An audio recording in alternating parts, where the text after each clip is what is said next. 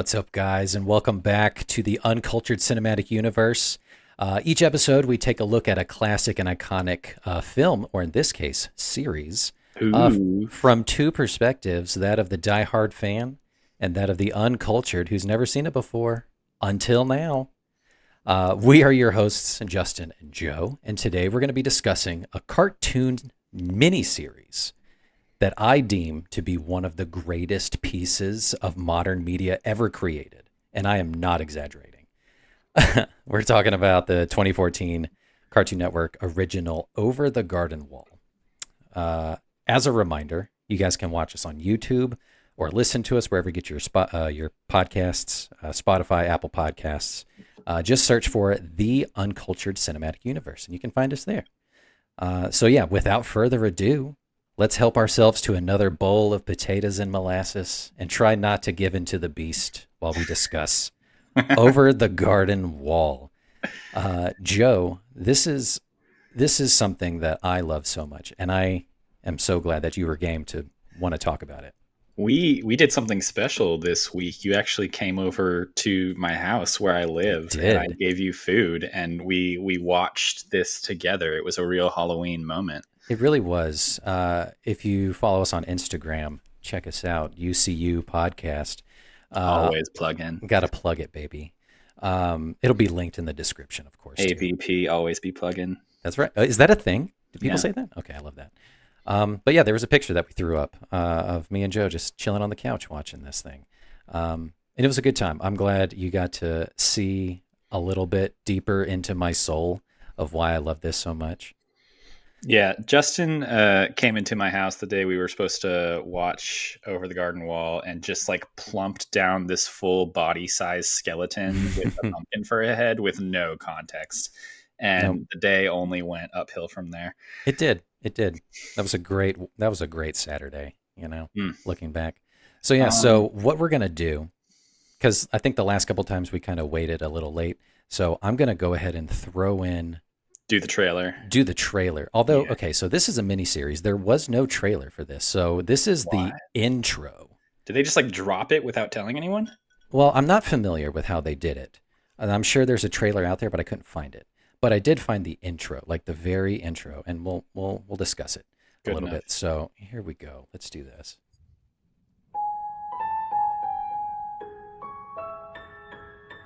It's a great start. Led through the mist by the milk light of moon, all that was lost is revealed.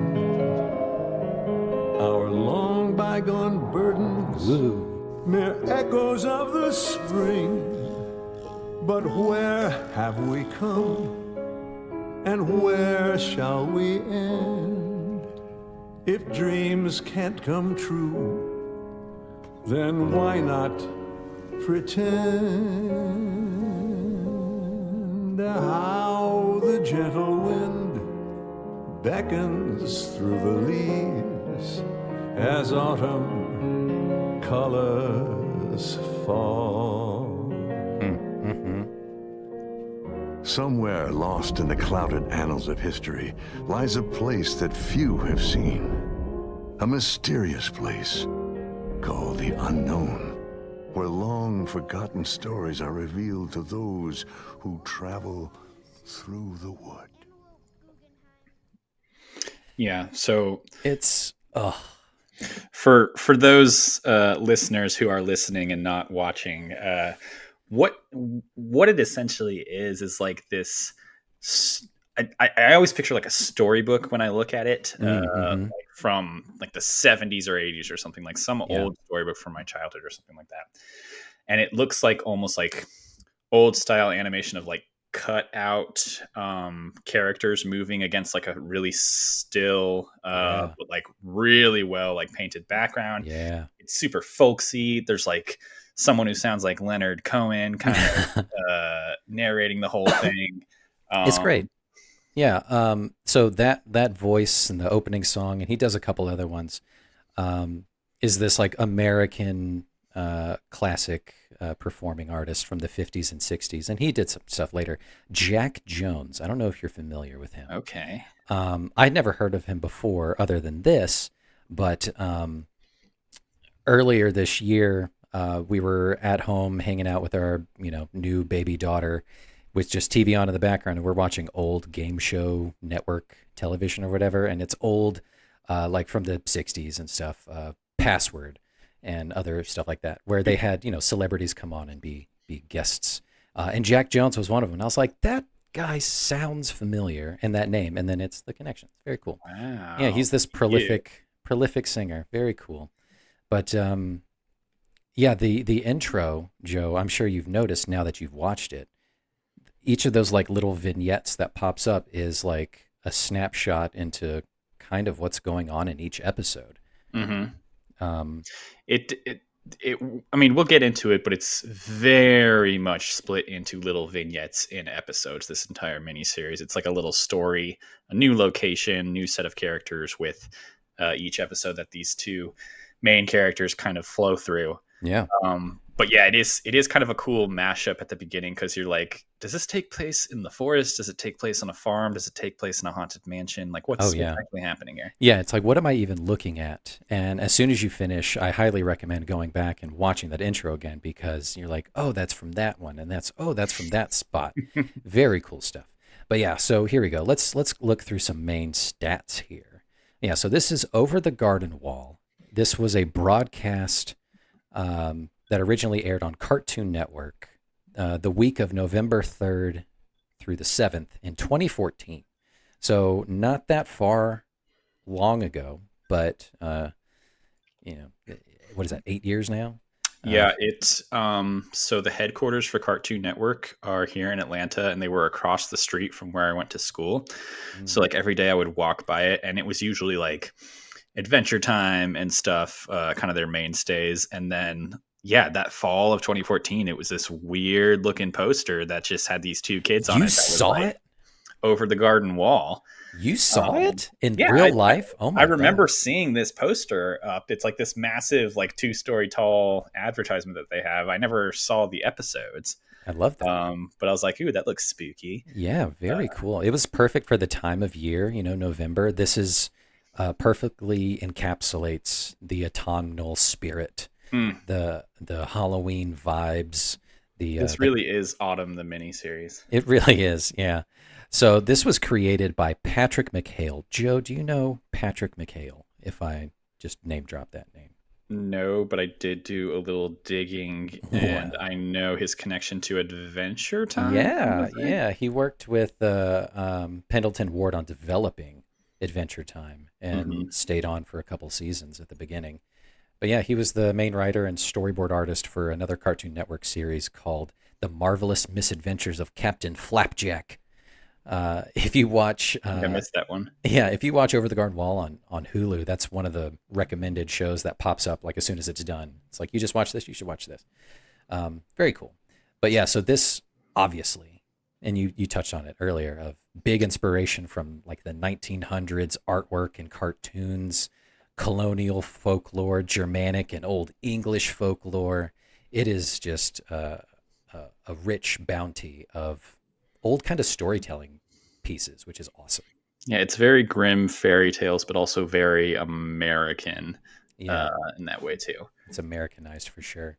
But yeah, it was a 10-episode miniseries that aired that week in that fair autumn week in November back in 2014. And it's 10 episodes. They're roughly like 11, 12 minutes. So all told, Really it's like easy an hour and a half, hour 40, easy in and out.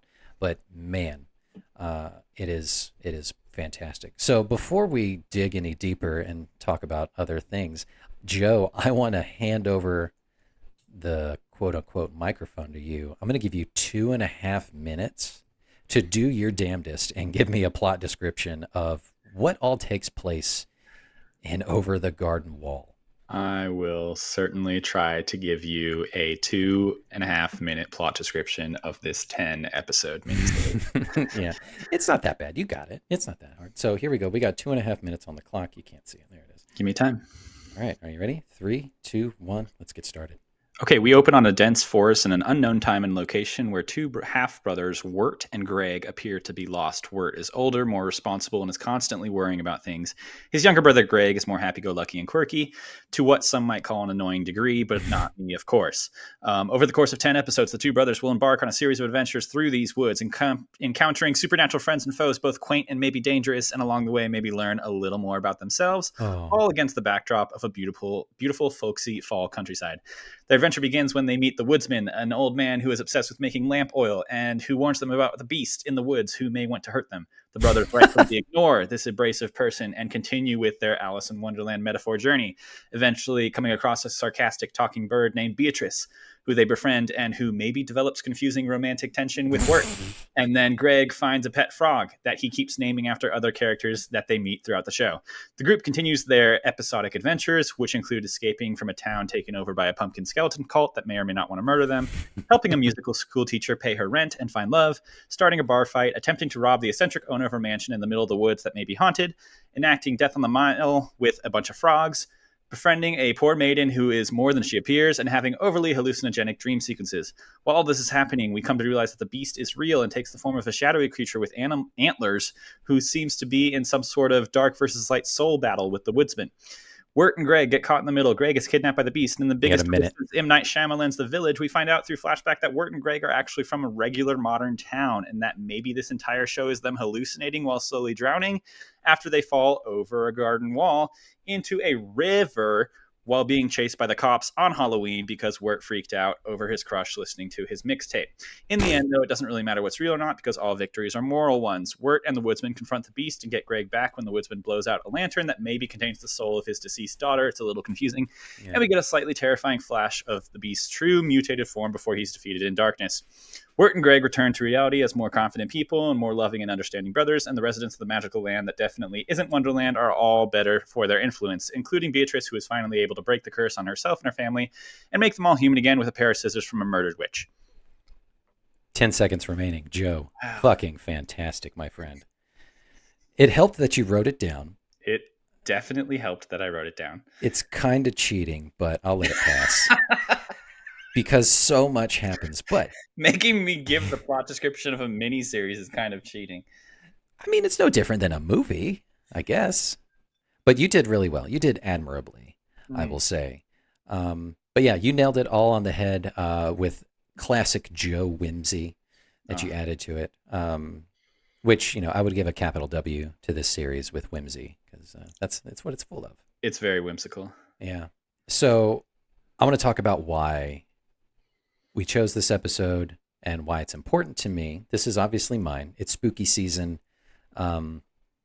This one encapsulates what I think of fall. When I think of the Burr months, October, September, November, those are my favorite months of the year. And this captures it perfectly to a T. The music, the colorscape, everything. And yeah, so at the top, I said that this is my absolute favorite piece of media to ever exist. Like, just because it's perfect to me. So did you watch it live? Like, where were you when you first watched it? I didn't watch it live, and I'm kicking myself that I did. But I didn't have cable at the time. Cut the cord back then. It was still relatively new. But I saw the first episode in a bottle. A moment captured in time. Sometime in 2015. So it was like a year after it had premiered. Went over to one of my best friend's house at the times, and he was showing. They were watching it or something. They just watched it. They want to watch it again, and they're like, "We're going to show this first episode. Pay attention, because oh, there's that scene, and oh, there's this scene. It's super cool." They were talking about stuff that I had no idea about. Like, oh, look, it's the woodsman from the beginning or whatever. And I was like, well, I don't even know what you're even talking about. Is this Pokemon? Yeah. What is this television show? It's Cartoon Network. What? But yeah, they were discussing like the elements from the intro that show up in the later episodes and how important it is. And I was like, okay, that's kind of cool. Mm-hmm. So I remember kind of half paying attention to the episode, but never finished it because I had to leave or whatever. But later in 2016, so a year later, finally sat down with that same friend and another one at the time, and we just dove in and like, like we're gonna watch this. We're gonna, turn down all the lights. We're gonna watch it all night. It's gonna be great. And immediately I was hooked into it, completely engrossed in the story, the visuals, the music, ate every single bit of it up.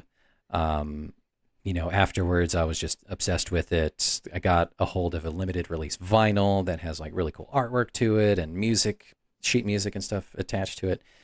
Super cool. But yeah, I love this so much. I have a tattoo sleeve of it. It's You really do, yeah. it's really fun. People have no idea. A lot of people don't know what it is, but the people that do recognize it are like, that's awesome. So And who do you have highlighted on your tattoo sleeve? let's see. So I have Greg and Wirt, Mm-hmm. as well as Jason Funderburker, the frog, Burger on there. hanging out right there. They're the main piece at the top. They're walking through, just the unknown or whatever. Then I got the Beast, and then the Woodsman. I have a Rock Fact Rock right here on my wrist. I have the scissors from Adelaide. Got the mixtape. And then Oh wow. and then in here I've got Enoch, and there's Quincy Endicott and the Highwayman, and Lorna as well. So Yeah. my biggest gasp from one of my biggest gasps from looking at the voice cast of this series is that Chris Isaac is in it playing someone named Enoch. Who was Enoch in this series? I forget. Enoch was you find out at the end, but Enoch is the cat who is sitting in like that giant pumpkin head in Pottsfield. Yeah. He's in the pumpkin cult. Okay. Yeah. So Chris Isaac, of Wicked Games, and I'm sure he did other songs, but that's the one he's known for. He did. They're amazing. He also sings one of the songs that's in that episode, that Pottsfield episode of Patient is the Night. It's so good. But yeah, he does the voice of Enoch, of just that quiet, menacing, weird, giant pumpkin thing. And it's super cool. I mean, quiet, menacing, and weird kind of describes this entire series in the best possible way. And one of the things that we're kind of dancing around that I didn't really mention in the plot description is that pretty much every episode has an original song in it at some point. Yes, there is at least one song, and if you go back on another listen or watch through, there's like elements of other songs in different episodes. Themes. The main one that I noticed the first time, I was like, that sounds really familiar. And then I noticed it in different other ones. So when they're in the school, Mrs. Langtree's School for Animals, when it's mealtime, when they go back and she's just kind of lamenting, playing at the piano or whatever, it's the melody of Patient is the Night from the previous episode. Before she bangs into Potatoes and Molasses. And then there's a couple other examples in other episodes of like, oh, that's like, I'm hearing tinges of other songs. It's really cool. Now, had you seen Adventure Time kind of going into this? Because I haven't ever really seen too much of Adventure Time either. I had seen like up to like season 3 or 4 when it gets a little bit more, a little darker. Honestly, the first 2 seasons are kind of a little bit more for kids, and then there's a darker turn in season 3 or 4 or something like that. But I never really finished it. But the same friend who showed it to me both of these times, Brian, he loves Adventure Time and swears by it, and has shown me multiple episodes that are deeper into the series that are really philosophical and heady and dark, which fit the same kind of vibe as Over the Garden Wall. So I was kind of familiar with that kind of push and pull, that like it is still a cartoon at the end of the day, but like there's really complex layers to it, and a really dark as fuck story going on too. Yeah, you can definitely tell, just from what I know of Adventure Time, that the roots are there in terms of just the kind of dark tones behind the story, the different variety of literal species at play in terms of all the characters, but that they definitely went for a different animation style here. Yeah, they did. A lot of, you touched on it, the layered backgrounds and the painting and the textures that I noticed that in episode 1 Like as soon as the boys come across the woodsman in the woods, like the way that the light is bouncing off their face and cascading a shadow on the tree behind them, like the texture of the tree is insane. It's like I've probably seen that before, but I haven't seen it in a long time, and it looks so Hmm. good.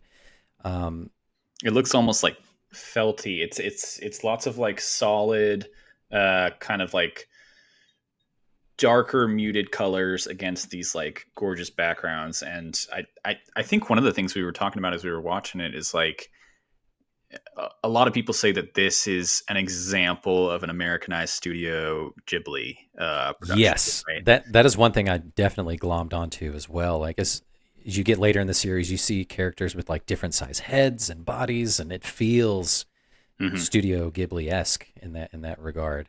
But yeah, like the style of it just definitely feels like those old cartoons of a bygone era, which totally latches on to the themes that they're playing at. Yeah, it made me think of like that really super old cartoon of the skeletons dancing that you always see, but then Mm, also something like Betty Boop, just in the way of how like wide their faces are and how big their eyes are and stuff like that. yeah, definitely that.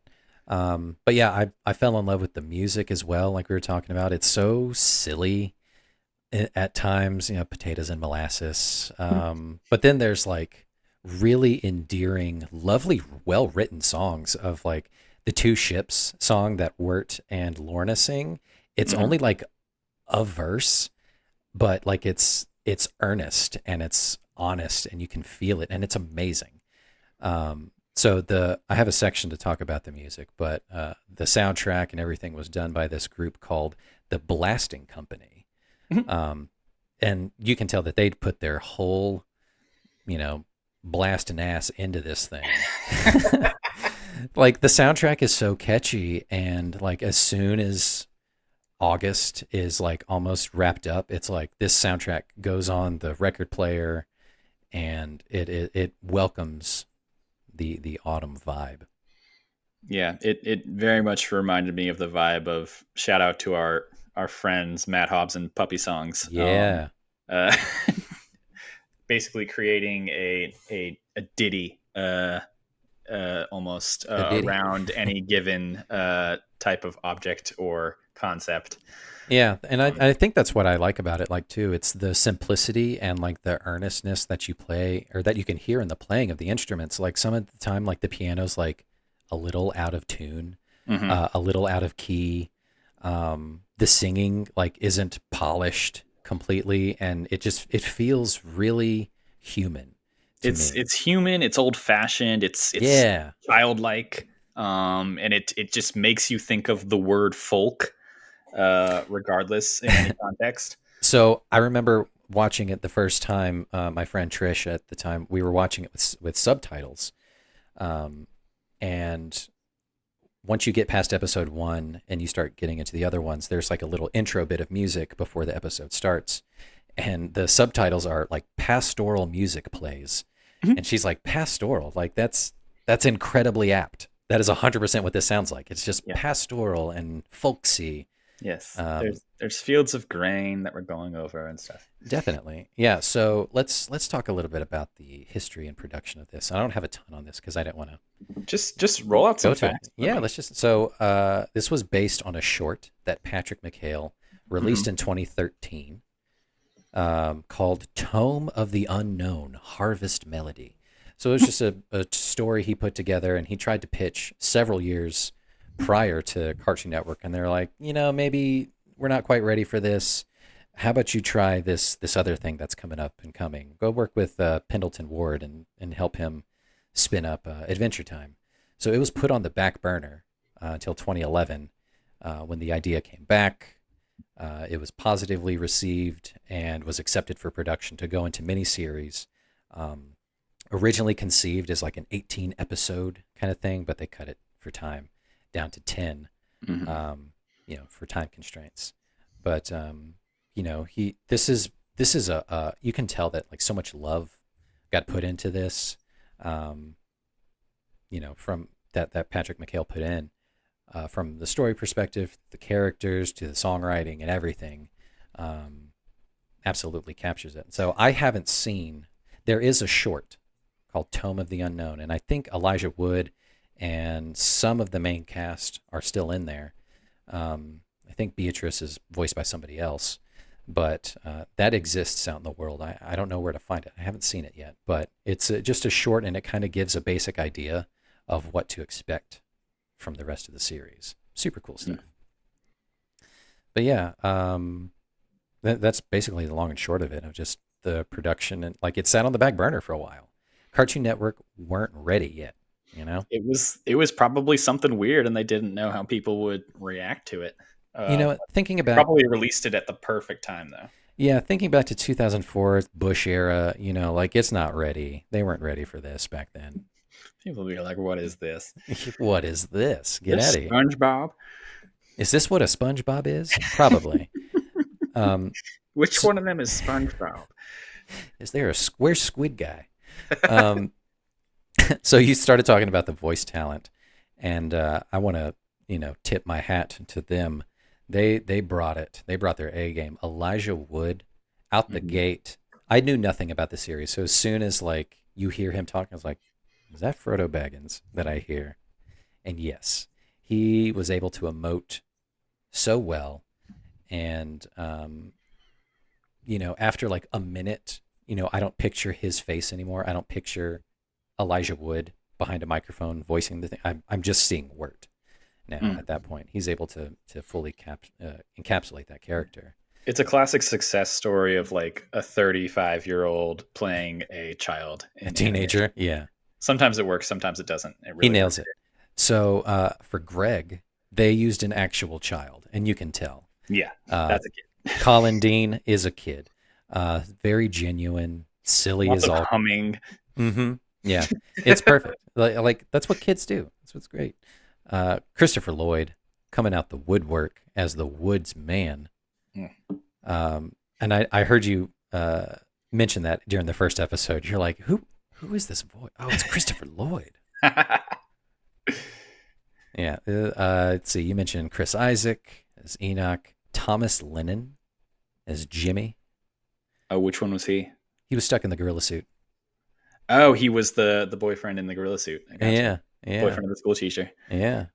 John Cleese makes an appearance as Quincy Endicott and Adelaide. Very similar voices. He was playing the witch in the woods. Yeah. Also as well as the rich guy. The rich guy with the mansion that expanded forever. Into another person's mansion.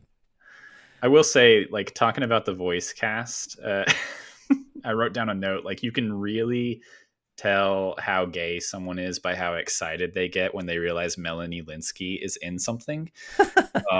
Because I kind of freaked out when I finally realized that she was voicing Beatrice the bird. Yeah. She's a bit of an icon as a character actress, and I always get excited whenever she pops up. It's a Melanie Linsky joint. Yeah, this is what it was. I'm glad you were able to discover that. Yes. And then you can add this to your to the Tim Curry watch as well. He shows up as Auntie Whispers. I have a note. He's playing the Auntie, and it's also a Clue reunion. Tim Curry and Christopher Lloyd. Oh yeah, you're right. Oh man, we love to see it. You'll love to see it. Working. But yeah, I remember hearing that voice for the first time. You're like, who is this? Oh, I would not have in a million years thought it was Tim Curry. It's so creepy and weird, and then you're like, oh, I can hear it now. It is horrifying. It's an old British man. Yeah, but the voice cast just brings it and sells the whole thing. I didn't write it down, but the voice of the Beast is like a operatic singer, bass singer guy. Really Makes prolific. sense. But his character is always kind of like vocalizing from the shadows. You never actually see him in any of this. Yeah, it's crazy. But yeah, I wish I wrote down his name, but I never heard of him. So I was like, anyway, I'm going to keep going. He's nobody. He's a nobody. Who's going to know what his name is? But, if your name in Wikipedia isn't blue, I don't give a shit. I can't click on you and learn about you. How am I supposed to do that? Let's dig into... Let's take a pause here. I'm going to stop talking for so much. I'm going to let you just kind of give me some of your just thoughts on And it. just thoughts overall. I kind of summed it up in the fact that I appreciate a piece of work that's maybe more of a vibe than just a straightforward plot. Yeah. There's so much plot happening episode to episode in this series, but it's not necessarily every single vignette contributing towards the end of the end of the series. It's not Yeah. like all of these characters, the school teacher, the mansion owner, all get together in some end game style fight at the No. very end to defeat the beast. Yeah. It's really more about these two brothers kind of growing on their own paths as they experience these weird kind of fairy tale-ish supernatural things that happen to them. Wirt maybe more so than Greg. Greg kind of like uh, stays quirky the entire time, Yeah. but he does show a little bit more character towards the end when he's kind of like sacrificing himself for Wirt, and then he faces off against the beast a little bit, Yeah. always a little unshakable. But I think Wirt has the clearest character arc here, just Oh, yeah. because of his relationship with Beatrice, Mm. and their conversations essentially spell out his journey through this show. Yeah. Because it essentially starts out where like they save her from like this bracket of thorns and stuff. They kind of become friends, and then again they're weirdly flirting, which I Yeah. don't have a problem with, but it's like, where was the payoff there? No. They're like kind of play fighting a little bit, but then she's like, where you're just like a pushover, you just do whatever anyone tells you to do. Yeah. And then that kind of becomes his calling to overcome that Hmm. via this supernatural world, this supernatural journey. And then he eventually kind of faces off against the beast and finds his own inner courage at the Yeah. very. And then at the same time, he's going on this supernatural journey. What got him there to begin with was, pining for this other person. I Uh, did really like that. It was it's in the style of so many shows. I mean, you see this in shows even like Game of Thrones, where you have like the penultimate episode has all of the good shit in it, Backstory. Yeah. as opposed to like the finale is purely just payoff, but like the penultimate episode is where all the twists happen, all the backstory happens, all the big reveals and stuff. And so I really didn't see it coming, because what this show does is like literally the first 10 seconds of episode one, it just drops you in the middle of the woods with no context. They're just walking through. They don't even mention like parents or family or anything. They're kind of just like lost and they're trying to get home. Right. And it's just these two brothers kind of arguing a little bit.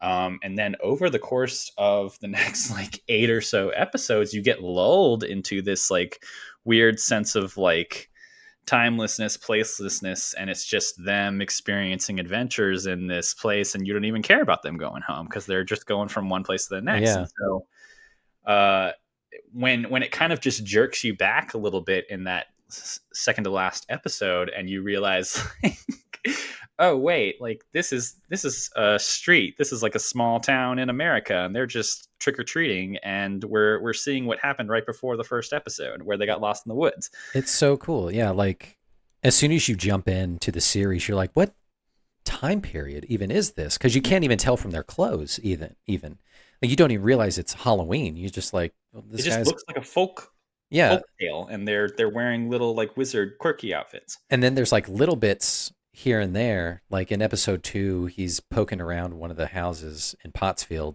He's like, oh, I'm looking for a phone. And you're like, okay, he knows what a phone is, but still, is this like 1800s or 1900s? Still, like, where are we? And then, yeah, like you said, episode 9 is just like whoa, what the hell? We're starting out in a bedroom with in a teenager's bedroom. What, like, is this alternate? And then, man, what's happening? yeah, what's even going on? And then at the end, you're like, oh my God, they've been drowning this whole time and they're in limbo? Holy shit. Yeah, like you said, like I was absolutely floored and did not see that coming. Like, oh my God, that's what's going on? That's what's happening? That juxtaposed with like what's happening in the unknown world, which is like them finally coming to fight this beast, but it does feel like one of those shows where like the beast, the ultimate antagonist, isn't really the focus at all. He's more just like a symbol. Like Right.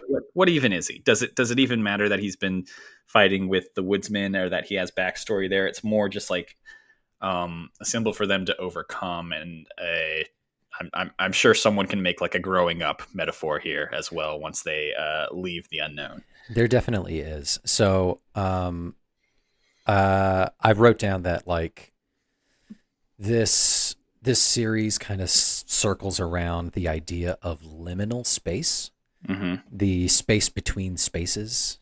Ooh, I love that. Technically between, right? So it's autumn. It's set in autumn. You know, it's the time between summer and winter, between like Oh, life and death. Wirt is dealing with growing up. He's a teenager. He's growing through adolescence. He's going through it, changing. If you've noticed, a lot of times when they do like night shots and look up at the sky, the moon is in half moon. And Halloween being the where the veil is thinnest between, uh, the otherworldly and our world. So it's about that. you are close reading this episode to hell, and I 100% am, love it. baby. You know it.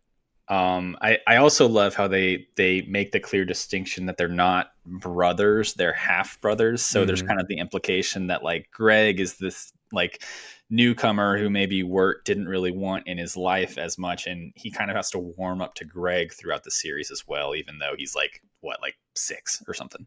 Yeah, you can totally get the vibe that like Wirt kind of doesn't want anything to do with him, kind of, but like he's forced to Kind of hang just out with him. annoyed by him. Yeah, which I totally get. I totally understand that. Like I've had friends growing up where they had stepbrothers, Hmm. and that's definite stepbrother vibe, that punter kind of vibe, that Jason Newsted from Metallica vibe. Like you're not my real brother.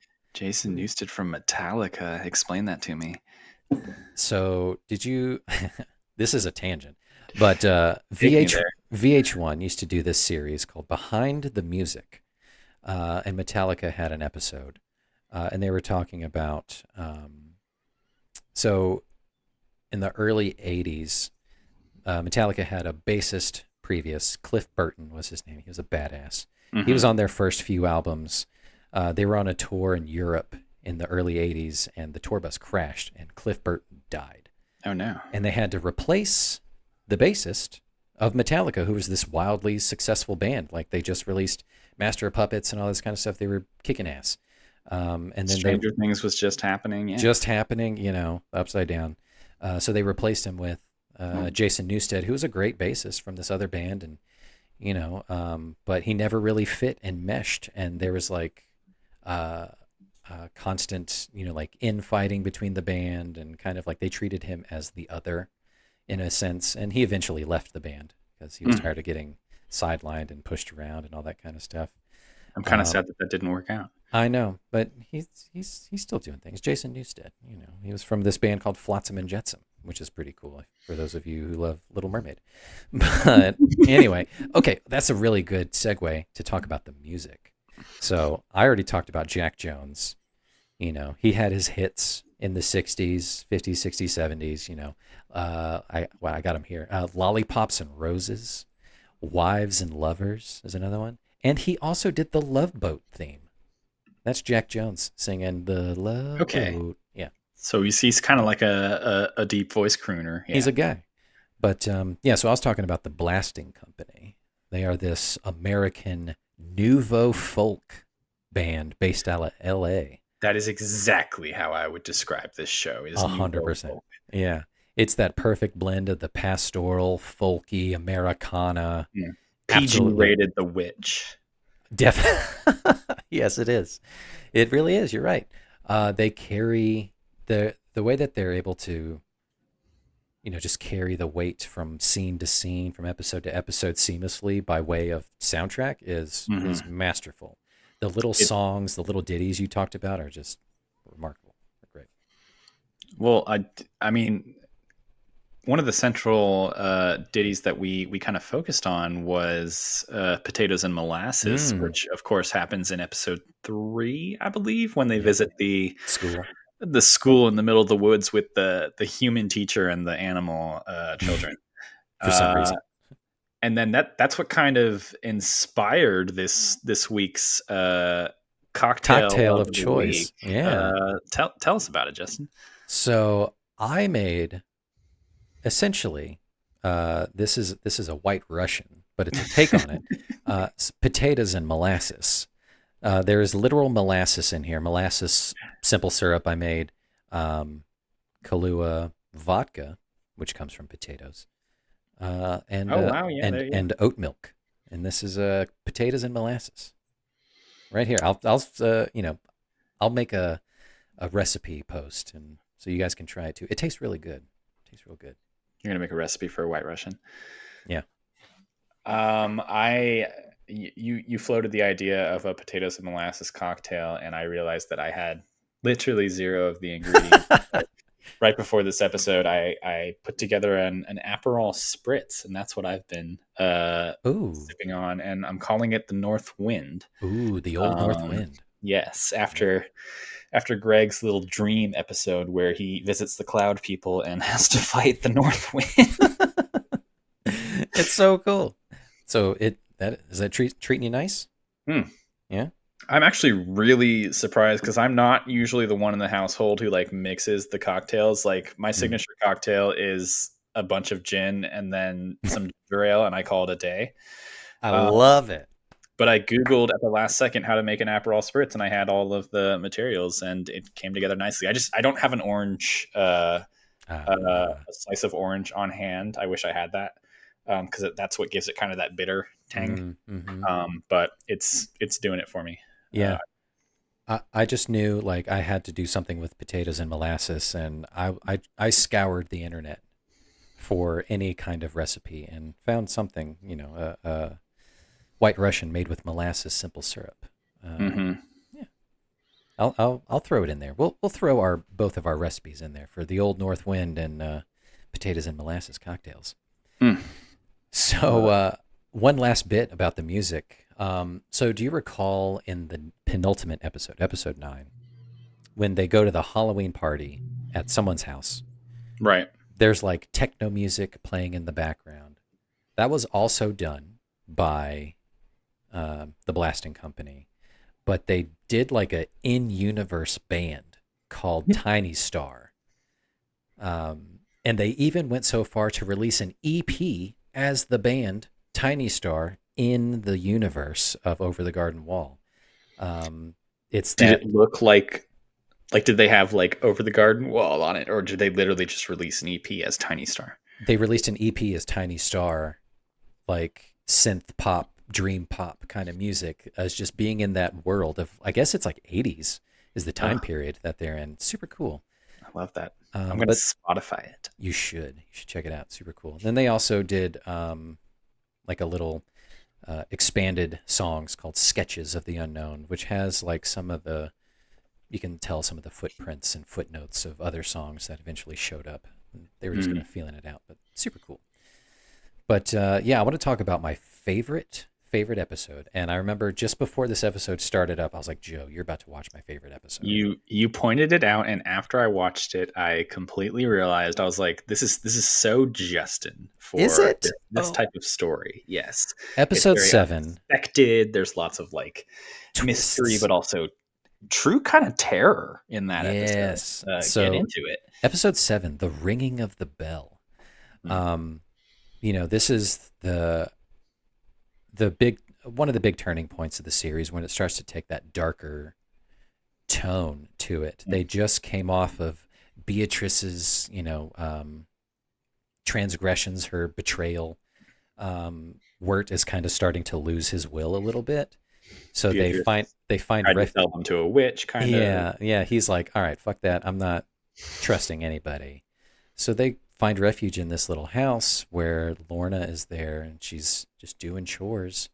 But yeah, like then you eventually find out like she's really the evil one, and it's not this weird looking old lady, Auntie Whispers, which is a creepy name, right? And just her dialogue, Auntie Whispers' dialogue is so off-putting, but so cool.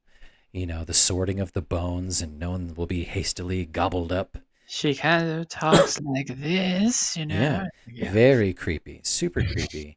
And the song that Wirt and Lorna sing, I talked about this earlier. Like, that's one of my favorite songs in the whole series. It's so perfect. It's short and sweet, and it encapsulates everything of just being honest and genuine and sweet, and it feels like that young adolescent love kind of thing of like, we just met each other. Are we super into each other? We feeling each other? Hey, there's Fitz. Fitz the cat. What are you doing, Dave? Sorry. There's a cat. My cat is on my desk with me. Yeah, Lorna, voiced by Shannon Sossamon, or however you say it. Sauceman, yeah. Sossamon. Mm-hmm. Yeah. Very Good for her. cool. Love that episode. It's just the wickedness incarnate is so genuinely terrifying. Like you said, I like sometimes dread seeing that episode, but I'm also so excited because I love it so much. But it's so scary.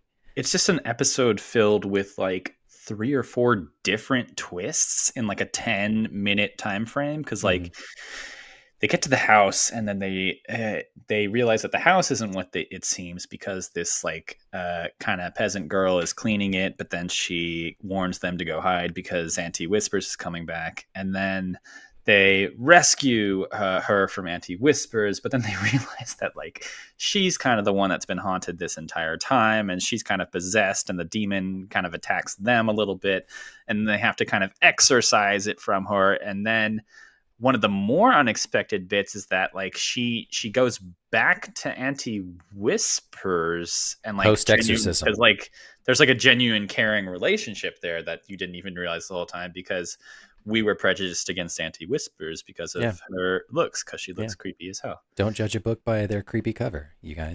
But they're perfectly happy to stay together and just take care of each other, and then we move on. There's so much conflict and then resolution and then moving on in each episode.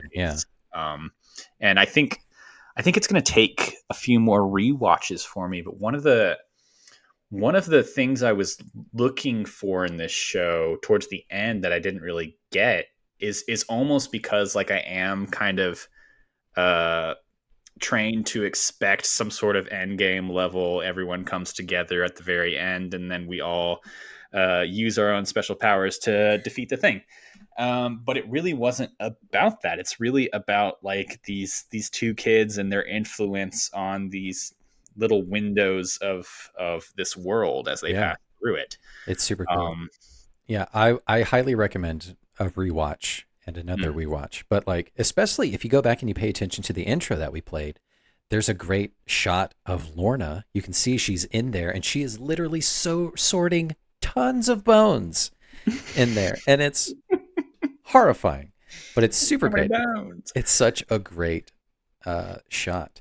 But yeah, the last episode just perfectly wraps everything up. Tears and tears nonstop. I remember just being inconsolable the first time I watched it. I was like, oh my God, they're drowning this whole time. And Greg died, the one that he, was indifferent to, and now he's dead, but he's not. And then you revisit, across the unknown, and, the woodsman gets his daughter back, and it's super great. It's amazing. Yeah. One of the more plotty elements, like when there's actually is like a plot, is that like it's kind of implied that like a lot of the trees are trapped souls of people who were lost in this world, and once the beast is defeated, they're kind of let go a little bit, and like the trees are what the woodsman is harvesting a little bit to get the oil for his lamp. Am I getting that right? Yeah. So there's specific trees, the Edelwood trees. Edelwood. So Edel is it means noble in German, Dutch, and Norwegian to some degree. So like, is it noble souls of children that are trapped in those trees? Probably, right? Because the woodsman mentions to the boys when he first sees them, he's like, what are you doing in these woods? The woods are no place for children, implying that, children shouldn't be dying if this is like this in-between limbo world. So like, there's already that heavy implication of like the tragedy of like children almost dying, right? Um, and then obviously there's like some machinations between the woodsman and the beast where he says like his daughter's spirit is trapped in the lantern, which is why he has to keep feeding it oil, but she's really not. It's just trickery from the beast. Just crazy stuff. Crazy stuff like that. But yeah, I wanted to start talking about that, like some of the theories and like what even is the unknown, Joe? What the fuck is going on? Well, it feels very purgatory-ish that they kind of dipped a toe into. If you want to like read it on a surface level, like yeah, they're hallucinating this while they're drowning in a pond somewhere, and this is kind of like a way for them to work through their unfinished business before they move on. But then, as is the case with many stories like this, they choose to go back instead of moving on and stuff, or they get through it, and they kind of they go back into the human world as better children. Yes, they done good They respect their afterwards. elders. Yeah, because you see at the end, Greg is, or not Greg, but Wirt is a little more self-assured, and he's able to say, "Yes, Sarah, let's hang out. Let's listen to this tape that I made of you of me reading poetry and clarinet. Yeah, Because I'm into you. I almost died. I'm not gonna lose you." it like taking it further though, it really did remind me of a lot of like level based media. Like I told you, like as we were watching this, like there's theories that it's like an allegory for like Dante's Inferno and stuff, Yes, going through different baby. levels of hell. And then I also told you that it reminded me of the movie Snowpiercer, which you Yeah, said you hadn't talk seen. about that. So Snowpiercer is a movie by Bong Joon-ho. It came out in like 2013-ish. So Bong Joon-ho, the guy who did like Parasite and the Host and Hmm. stuff. It's got Chris Evans in the lead, and it's about this futuristic world that's like we fucked up on climate change. Everything's covered in ice. You can't really go outside, but there is a train that this like rich billionaire built that is super long, and it goes around the world. Like it's on a track that goes around the world. It goes like up into the Arctic, and it crosses over the water there, and then it goes like through. So like it's on this never ending loop. It's got this like special engine that'll it'll never stop. And so all of humanity is like on this train now that's really enclosed. And the way that it works is like it's it's built out into classes based on the car that you're in. So there's like 100 cars almost. Sure. And so the head of the train is like first class people. It's like the upper echelons of society, upper class people. And then the back of the train is like poor, dirty, horrible living and stuff. And so Chris Evans, the basic plot is that he kind of leads a revolution from the back of the train up to the front, and it's a lot like this in that like every new car that they enter, even though it's like literally a train, so it's like small, but it feels almost like a new world that they have to get through. That's cool. Like there's one car that's like literally just like a school with like a creepy teacher and a bunch of kids and stuff. Love it. That's like for the middle class. Like there's it very much reminded me of that, in that there's different obstacles that come with different levels. Yeah. And I also I'd be very interested if they ever considered this, but like an over the garden wall style video game would almost Ooh. seem very easy to Yeah. conceptualize if you're going through it in the same way that they go through these episodes. Different levels. Yeah, you could for sure jump around and mash buttons. I can see it in like on like Sega, right? It feels like the Sega era of like the Aladdin Yeah. and Lion It's King. very like flat, but like better Yeah. than 8-bit, but Yeah. it's a platformer. Yeah, 16-bit, 32-bit for sure. That'd You're be awesome. collecting like twigs and frogs. And bells and little pieces. Joe, we should pitch that to Cartoon Network. I think, yeah. If you get like a little sprite thing, you can kind of build it on Do your yourself. own. Have them like do little running and stuff, and Yeah. then just hope they don't see it and sue you. Yeah, let's just abandon our day jobs and this podcast and just dig into this video game. That'd be great. So next episode will be in about 6 months, and we'll yeah. check in. Yeah, it'd be great. We'll have gray hair and full beards because of this. But yeah, so you nailed it. The a popular theory is obviously like it is purgatory, limbo of some sort.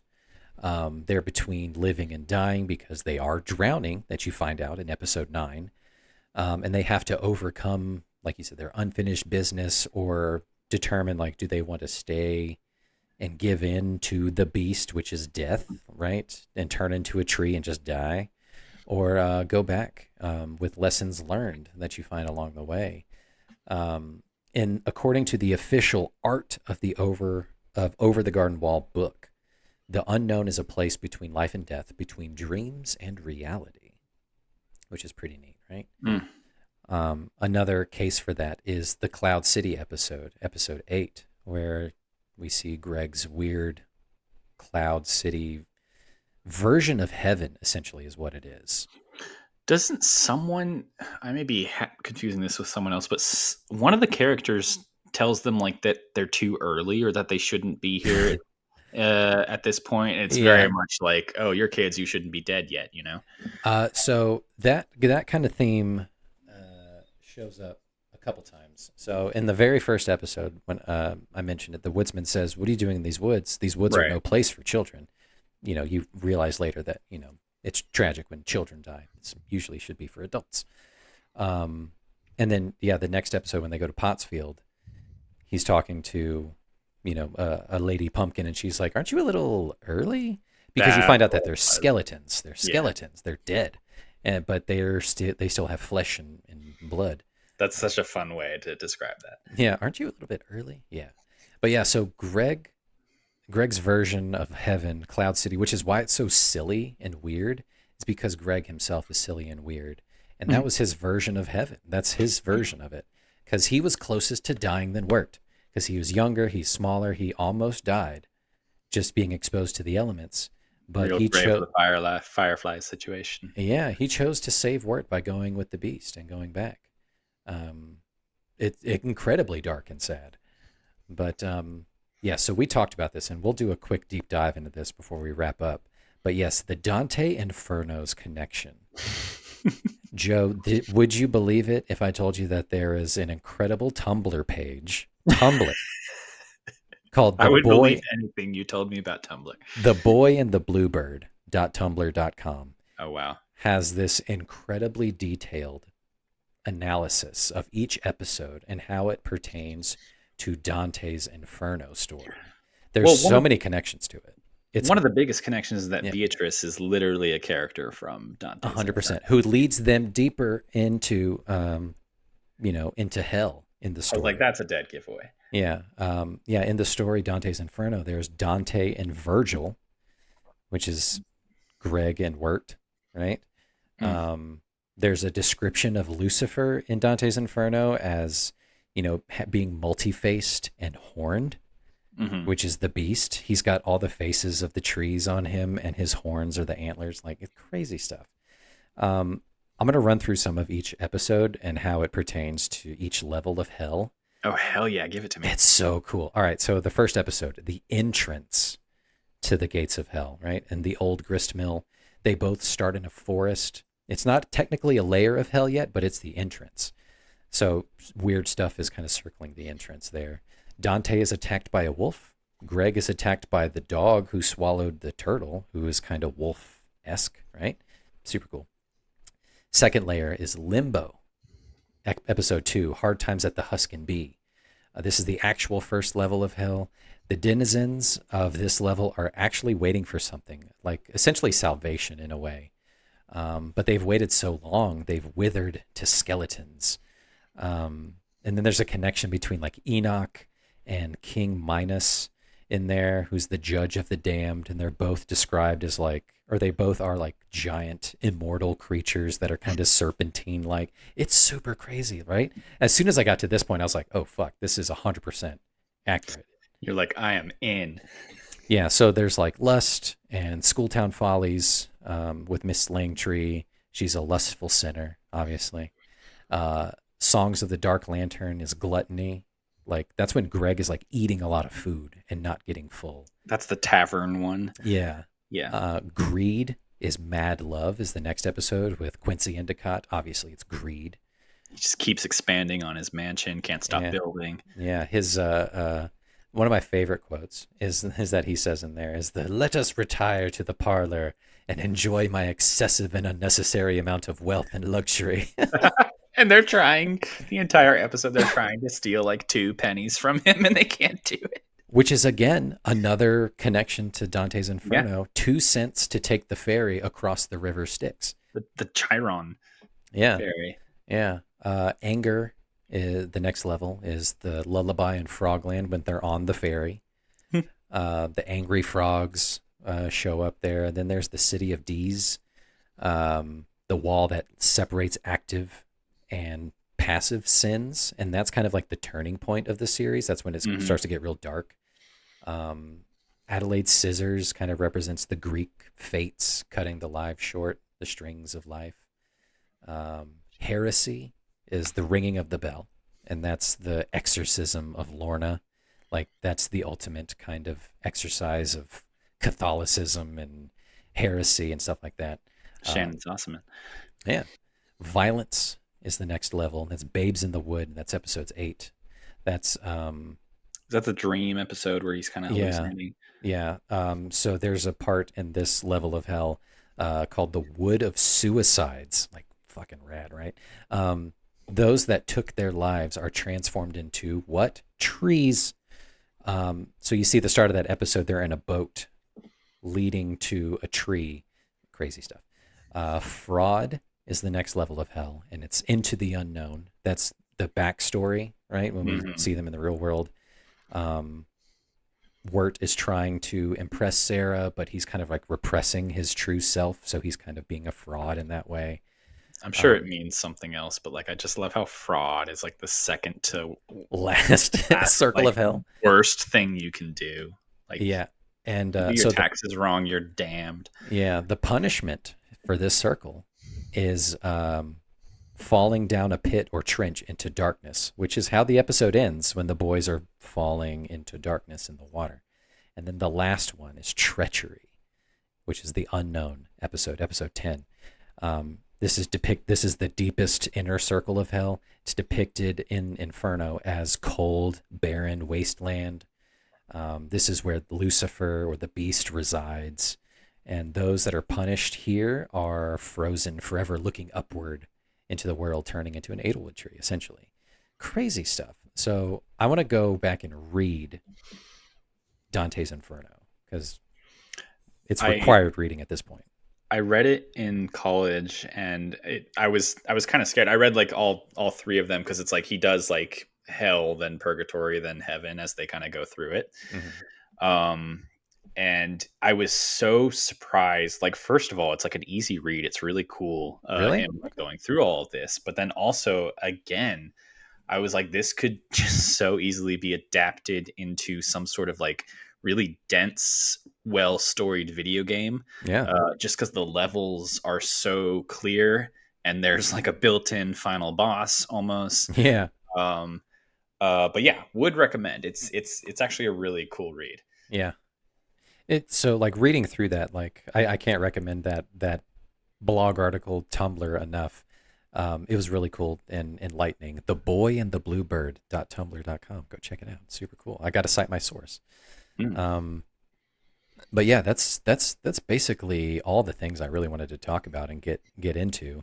Joe, give me some of your other thoughts and insights, closing arguments here for Over the Garden Wall. Just closing thoughts. I'm excited to kind of add Over the Garden Wall to the collection of like children's quote unquote animated television that you can watch and enjoy and like really think deeply about as an adult, which honestly is most children's animated television. It is 100%. You're right. It's all pretty great. The Bluey show is very popular these days, I know. Yep. But it really made me think of other shows like Avatar: The Last Airbender obviously was made for kids, but it's like has an extensive lore to it, extensive backstory, very much like episodic storytelling with stories going across one season. And then also An even closer comparison was Gravity Falls. Yeah. So I don't know if you've seen much of that, I but haven't. oh, okay. That is my one recommendation coming out of this: is you got to watch Gravity Falls now. So Great. Gravity Falls is almost like the Disney counterpart to this. So Okay. this being Over the Garden Wall was on Cartoon Network. So Over the Garden Wall kind of came out of Adventure Time, you could say, Yeah. in terms of like creators moving from one place to another. Gravity Falls came out of the Rick and Morty world, or Okay. one came Vice from versa. Yeah. a lot of creators kind of mixing in that Yeah. world. Obviously, Gravity Falls is more for kids, but like so fucking smart in terms of like the humor that they have at play, like Arrested Development style long term Okay. jokes in place, Okay. Yeah. and also like it is season long. It's only 2 seasons. Oh, okay. And it takes place in like this random town in the Pacific Northwest with these two kids, and it's like a story across all 2 seasons that builds. It's not just like each episode is its own thing. Anyway, similar-ish animation style, although a little bit more, definitely a little more wacky and vibrant. This one, Over the Garden Wall, is a little bit more subdued, I would Yeah. say. So if Over the Garden Wall is folk, Gravity Falls is more like pop-ish. Okay. All right. Still very much the same vibe. I I would love that. definitely recommend. I've seen like posts on the internet of like comparing the two, and you have sold me. So thank you. Yeah. So before we get into the end games, I wanted to hit you with just like a couple trivia Easter eggs. Go back and watch that intro bit for before the first episode, and you'll get a lot of, tasty Easter eggy things in there. Looking through each episode or level, right? So there's some significance of the black turtles that you can see throughout that pepper themselves throughout the episodes. Right. Okay. That's somehow like a connection to the beast in some way. You can see some characters like pick it up and throw it away to like get away from. They understand that it's evil.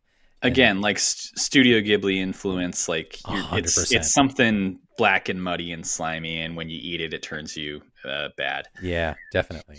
Definitely. What is that one that you're referencing? It's Spirited Away. Spirited Away. Yep.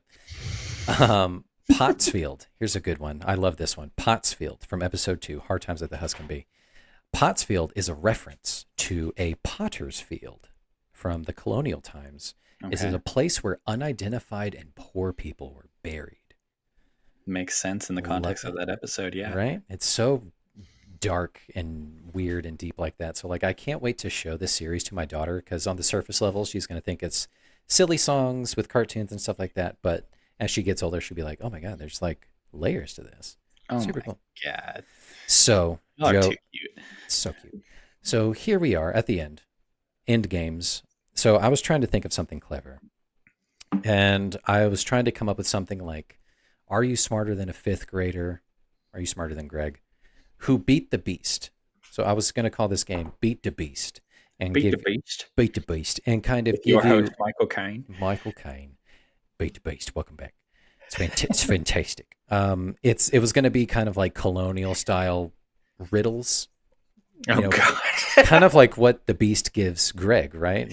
Find me a golden comb, a spool of silver thread, catch the sun in a cup. And I was like, I I couldn't wouldn't find have it. gotten any of them, but yes. So what I decided ultimately on, Joe, is let's play Two Old Cat.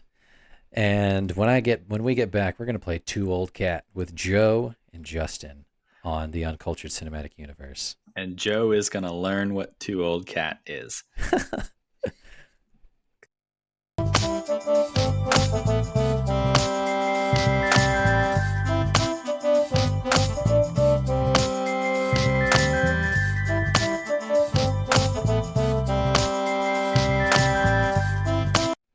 All right, welcome back. We're going to play Two Old Cat featuring Joe as our guest. So Two Old Cat is a reference. When they go to the school, Greg is hanging out with the animals outside the school. And he's like, do you guys know how to play Two Old Cat? Let's go get these two old Oh, cats. oh my God, I completely forgot. And then they grab the two old cats from the Like, from wait, the no, gra- that cat's too old. Uh, and you hear it again in episode 9 before they enter the house party. There's a Yeah. guy out front talking to somebody else, and it's a throwaway line. And he's like, "Yeah, there's plenty other games of baseball that you can play. You can play one old cat, two old cat." So like hilarious. So what we're gonna do, Joe? We're gonna play two old cat. Okay. Who's the older famous Catherine? Oh Are you my ready? God. So you're gonna give me two Catherines, and I have to guess the older. Who's older? Okay. All right. Playing two old cat. Here you go. Level 1. I'm gonna rock this. Kat Von D, the famous tattoo artist, Okay. or Kat Dennings, the actress. Who's Oh, older? shit. I'm gonna say Kat Von D because I know Kat Dennings is like mid 30s. You would be correct. Kat Von D, born in 82. Kat Dennings, 86. Okay, that's already very close, and I hope it gets easier from here. It doesn't. Here we go. Kathy Bates Okay. or Catherine O'Hara. Ooh. Oh, you're a bastard. I am gonna say Kathy Bates. You would be correct. Born in Ha! 1948, Catherine O'Hara, 1954. All right, next, Joe, we have Catherine, Princess of Wales, or Catherine Heigl. Catherine, Princess of Wales, like William and Kate. Catherine. Yes. Yep. Okay. Yep. I was like thinking like Henry VIII's wives. And I was No, like, no, what? no. Okay. I am gonna say Catherine Heigl. I think she's probably about 5 years older. You'd be correct. I told you I'm Catherine, on this. Princess Catherine, born in 1982. Catherine Heigl, 1978. So only 4 years difference there. Oh wow. Okay. Last one here of the famous Catherines, and then I got a couple bonus ones for you. Catherine Zeta-Jones Okay. or Catherine Tate? Catherine Tate. Catherine Tate from Doctor Who, The Office. Oh, okay. Okay. I got you. Ooh. Okay. So you want to think Catherine Zeta-Jones because she's married to Michael Douglas, but he's like secretly 20 years older than her. Yeah, it's not a secret. I'm gonna say Catherine Tate. You would be correct. 1968. Catherine Zeta-Jones, 1969. Oh my God, Joe, really? you went 4 for 4 there. She looks amazing. You went 4 for 4. Well done. Lee's My last two. bread and butter, Justin. I know it is. Okay, last two. Here we go. Who was the oldest when they died? We got famous cats, Lil Bub or Grumpy Cat.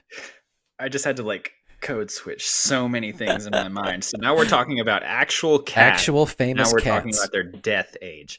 Okay, give was them to older? me again. Who was oldest when they died? Lil Bub or Oh. Grumpy Cat? Oh. I think Lil Bub died more recently, so I'm going to say Lil Bub. You'd be correct. Lil Bub was 8. Grumpy Cat was 7. Oh my God, he was. They were He babies. or she was only 7. I don't They know. were babies. Yeah. So, all right, you went 5 for 5 there. 1, 2, 3, 4, 5. Last one, Joe. Can he make a clean sweep? You're going to have to send me a trophy after this. I'm gonna. It's gonna be a cat shaped. Which famous cartoon cat was created first? Garfield or Heathcliff? Oh shit! See, the issue here is I don't really know who Heathcliff is. Okay. Is that like a Marmaduke type character? Sort of. It's like is it like a comic strip character? Mm-hmm. Same Okay. with Garfield. Garfield was a comic strip character as well. I'm gonna use the fact that I don't know who Heathcliff is, and I definitely know who Garfield is, and I'm gonna say Heathcliff was created first. You would be correct, Joe. 6 for 6. 6 for 6, baby. Ah, wow. Okay, Heathcliff. Back to back. Heathcliff created 1973. Garfield 1978. Beat him to the punch. 5 years. But Garfield is the prolific cat. You're right. Garfield's been around for a while then. Wow. Yeah. But Joe, thank you for playing Two Old Cat. A clear 100%. 6 for 6. Wow. Next time we play Two Old Cat, We'll see if you can do it again. Please make this a recurring bit. 2 old cat. Next time we'll play 1 old cat and see how it does. Great. So that's been it. That is Over the Garden Wall. Joe, thanks for indulging me to talk about this episode that I love so much, or this series that I love so much. Justin, I feel like this was a piece of your soul, and I see so much of you in this series and vice versa. So thank you for sharing it with me. And I feel like I have a deeper understanding of you as a friend and as a person now. Yeah, I love it. Then that's what we're about. If that's not why we're doing this podcast, then why are we even doing it? We're building bridges. That's what we're doing. So cool. So check us out again on YouTube or Spotify, Apple Podcasts, or wherever you get your podcasts. Search the Uncultured Cinematic Universe, and we will catch you in 2 more weeks when we do more spooky things. We're going to be talking about Trick or Treat next. So be on the lookout on Instagram, UCU Podcast, and catch us later. Can't wait. See you guys.